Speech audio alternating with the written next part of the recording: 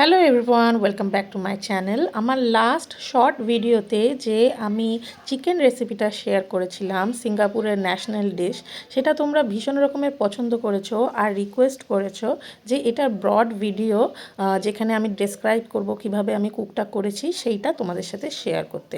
So এই ভিডিওটাতে আমি তোমাদেরকে ইচ অ্যান্ড এভরিথিং ডিটেলসে বলছি, তো স্টেপ বাই স্টেপ জেনে নাও এই রান্নাটা আমি কিভাবে করেছিলাম। এখানে আমি একটুখানি চীনাগুড়ি চাল নিয়েছি, সেটাকে আমি জলে ভিজিয়ে রাখবো। আর সাথে পেঁয়াজ, ধনেপাতা, আদা, রসুন আর অল্প একটু লেবুর জুস, গোলমরিচ দিয়ে চিকেনটাকে হালকা ম্যারিনেট করে রেখেছিলাম, সেইটাকে আমি এবারে তেলে ভেজে নেব। ম্যারিনেশনের জন্যে খুব একটা টাইমের দরকার নেই, 5 থেকে 10 মিনিট ইজ ইনাফ। জাস্ট কাঁচা গন্ধটা যাতে কেটে যায় তার জন্য এই ম্যারিনেশনটা দেওয়া। তার সাথে হালকা করে আমি ভেজে নেব, যদিও সিঙ্গাপুরে ওরা এটাকে ফ্রাই করে না, আমি জাস্ট হালকা আঁচটে গন্ধটা যাতে চিকেনের কেটে যায় তাই এপিট ওপিট নেড়ে নিয়ে এর মধ্যে ফুটন্ত জল দেব। ফুটন্ত জল দেওয়ার আগে চিকেনটা ভাজার সময় যে তেলটা বার হবে সেই তেলটা কিন্তু আমি আলাদা করে বার করে নিয়েছি, আর সেই তেলটাই ভিজানো চালটা ধোয়ার পর সেই তেলটার সাথে আমি ভিজানো চালটাকে মিক্স করে নেব। সাথে আলাদা একটা ফ্রাইং প্যানে আমি আদা, রসুন জুলিয়ান কাট করে সেগুলোকে আমি রোস্ট ফ্রাই করব, আর বাদবাকি যে পেঁয়াজ, কাঁচা লঙ্কা রেখেছিলাম সেগুলো আমি দিয়ে দেবো। ফ্রাইটা করার সময় মনে রাখতে হবে এমনভাবে ফ্রাই হবে যে এটা বেরেস্তা আর একটা স্মোকি ফ্লেভার দেবে, আদা থেকে বেরোবে, কারণ আদাটাই এসেনশিয়াল, কিন্তু পুড়ে যাবে না। এখানে বেরেস্তাটা যখন কমপ্লিট হয়ে যাবে সেইখানে আমি প্লেটে বেরেস্তাটা আলাদা করে এখানে নামিয়ে রেখে দিচ্ছি। এর উপরেই আমি বয়েল চিকেনটা পরে সার্ভ করব, কিভাবে করব তোমাদের আমি দেখাবো। এখনও আরও কয়েকটা স্টেপ বাকি আছে, সেগুলো আমি তোমাদের দেখাই। বেরেস্তাতে কিন্তু কোনো রকম নুন, কোনো আলাদা মশলা কিন্তু পড়বে না, ঠিক আদা, রসুন আর অনিয়নটাকে রোস্ট করে নিতে হবে। আর যে রোস্টেড অয়েলটা বেঁচে থাকবে ফ্রাইং প্যানে, সেখানে আমি হালকা একটু ভিনিগার, সয়া সস আর একটুখানি গোলমরিচ দিয়ে ভালো করে রোস্ট করে নেড়ে নেব, আর সেই সসটাই আমি আবার পরে বেরেস্তার উপরে দিয়ে দেবো। এই যে সসটা তৈরি হয়ে গেল, এর উপরে যখন আমি চিকেন স্যালাডগুলো পিসেস করে রাখবো, এই সসটা দিয়েই খেতে এর মজা বেশি।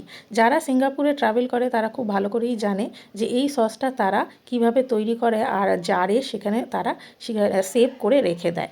এইবারে আমার চিকেন বয়েল হয়ে গেছে, সেই চিকেনগুলোকে আমি আলাদা করে নামিয়ে নিচ্ছি। আর যে স্টুটা রেডি হয়ে গেছে সেই স্টুটাকে এবার আমি রাইসের মধ্যে দিয়ে দেবো। যে রাইসটা তোমাদেরকে দেখালাম যে চিকেনের অয়েলের সাথে আমি মিক্স করে রেখেছিলাম, সেইটা সাইডে করা রয়েছে, তার উপরে আমি এইবারে এই স্টুটা পুরো অ্যাড করে নেবো।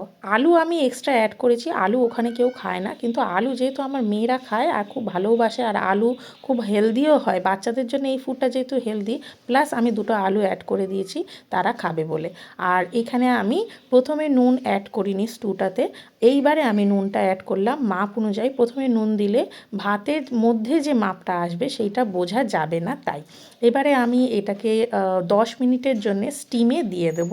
আমার কুকারের মধ্যে আমি দিয়েছি, তোমরা চাইলে হাঁড়িতেও করতে পারো, ডেচকিতেও করতে পারো, যার যেরকম কনভিনিয়েন্ট, যে যেভাবে রাইস করো, ঠিক যেরকম বিরিয়ানি, দম বিরিয়ানি হয় ঠিক সেইভাবেই এটা কুক করতে হবে। এখানে আমি 10 মিনিটের টাইমার দিয়ে দিলাম কুকারে। আর এবারে আমি ফ্রাইং প্যানে ফ্রেশ অয়েল একটু নিয়েছি, সেই ফ্রেশ অয়েলটা দিয়ে কি বানাচ্ছি তোমাদের সাথে দেখাই। এখানে আলাদা একটা বাটিতে ধনেপাতা, রসুন কুচি, স্প্রিং অনিয়ন আর একটুখানি কাঁচা লঙ্কা, যেটা আমার তৈরি করাই থাকে ফ্রিজে, সেইটাকে আমি অ্যাড করেছি। তোমাদের যদি তৈরি করা না থাকে তাহলে কাঁচা লঙ্কা কুচি করে কেটে সেটার মধ্যে হালকা ভিনিগার দিয়ে এখানে অ্যাড করতে পারো। তার মধ্যে আমি এই গরম অয়েলটা দেব। এটা একটা সেপারেট সস রেডি হচ্ছে। এই সসটা হচ্ছে কোরিয়া, জাপান, সিঙ্গাপুর আর চায়না, তোমরা হংকং যেখানে ট্রাভেল করবে এশিয়ান কান্ট্রি, সেখানে এই সসটা তারা রেস্টুরেন্টে জারে করে রেখে দেয়, আর এই সস দিয়েই ওরা মোটামুটি সব রকম জিনিসই অ্যাড করে খায়। এটাকে অনেকটা তোমরা বলতে পারো ওখানকার ঘিয়ের মতো। তো এইবারে আমার সয়া সস অ্যাড করার পর এই সসটা অলমোস্ট রেডি। আর বাকি যে ফ্রেশ অয়েলটা ছিল সেখানে আমি বাদাম রোস্ট করে নিলাম। ফুটন্ত গরম হবে তেলটা, বাদাম রোস্ট করার কারণ বাদামের একটা স্মেল বার হয়, আর সেই বাদামটাও আমি স্যালাড প্ল্যাটারে আলাদা করে রেখে দিচ্ছি। আর এইবারে যে রোস্টেড অয়েলটা রেডি হয়েছে সেইটাকে আমি সসের মধ্যে অ্যাড করব। এই মোমেন্টটা আমার ভীষণ ভালো লাগে, কারণ যখনই আমি এই অয়েলটা অ্যাড করি সসের মধ্যে একটা স্প্রিঙ্কল সাউন্ড দেয়, সেই সাউন্ডটা আমার ভীষণ প্রিয়। ছ্যাঁক করে ওঠে। এই যে দেখো কি সুন্দর সসটা রেডি হয়ে গেল। এইবারে এইটাকে তোমরা শিশিতে করে ফ্রিজে রেখেও দিতে পারো। মোমোর সাথে ভালো লাগে, চাউমিনের সাথে ভালো লাগে, যে কোনো পকোড়ার সাথেও এই সসটা খুব ভালো লাগে। আপাতত এই সসটা নিয়ে ডিটেইলি কোনো ভিডিওতে কথা বলা যাবে। এখানে আমি শর্টে তোমাদের সসটা রেডি করলাম। এটার অনেক রকমের টেকনিক আছে। যাই হোক, নেক্সট স্টেপে আমরা চলে যাই। এইবারে যে সিদ্ধ করা, যে বয়েল করা যে আমার চিকেনগুলো ছিল, সেগুলোকে আমি আস্তে আস্তে হাত দিয়ে ছাড়িয়ে নেব। সিঙ্গাপুরে হোল চিকেন বয়েল করে, কিন্তু আমরা এখানে বাঙালিরা ওই হোল চিকেনটা বয়েলটার টেকনিকটা খুব একটা পছন্দ করি না। আর বিশেষ করে আমি তো অবশ্যই করি না, তাই আমি পিসেস চিকেনই ইউজ করেছি। সেই পিস থেকেই ছাড়িয়ে ছাড়িয়ে নিচ্ছি।